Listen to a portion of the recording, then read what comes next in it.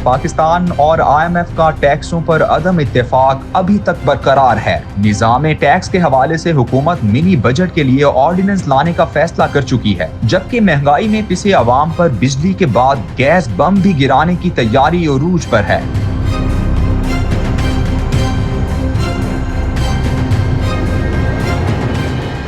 आज इक्तिसादी राबता कमेटी में गैस की कीमतों में मुमकिना इजाफे का इम्कान है। मुमकिना इजाफा जनवरी 2023 से होगा। महंगाई के हाथों परेशान अवाम हैरत ज़दा हैं, क्योंकि ECC का कहना है कि बिजली मंसूबों के लिए कर्ज पर सूद अवाम अदा करेंगे। ये सब इंतजामात नाकिस मुआशी पॉलिसीज का नतीजा हैं। कभी लॉन्ग टर्म के कर्जों की अदायगी के लिए शॉर्ट टर्म कर्जे लिए जाते हैं और कभी पेट्रोलियम मसनूआत की कीमतें बढ़ाकर महंगाई का तूफान लाया जाता है। बेबस अवाम बिलवास्ता और बिला वास्ता टैक्स देने पर मजबूर हैं। हर हुकूमत तबाहाल मईशत के लिए पिछली हुकूमत को कटहरे में खड़ा करती है। आलमी मालियाती इदारों से नजात के लिए किसी मुस्तकिल पॉलिसी अपनाने का फुकदान है। जिस नौइयत और हिसाब से टैक्सेस बढ़ाए जा रहे हैं वो आवाम के लिए नाकाबिले बर्दाश्त हैं। हालिया मुज़ाकरात जो हुकूमत और IMF के दरमियान हुए उसके असरात जाहिर होने लगे हैं। पहले बिजली सारिफीन पर फी यूनिट ₹1 बढ़ाया गया। अवाम को रिलीफ देने के बजाय फखरिया अंदाज में बताया गया कि इस तरह फाइनेंस सरचार्ज के जरिए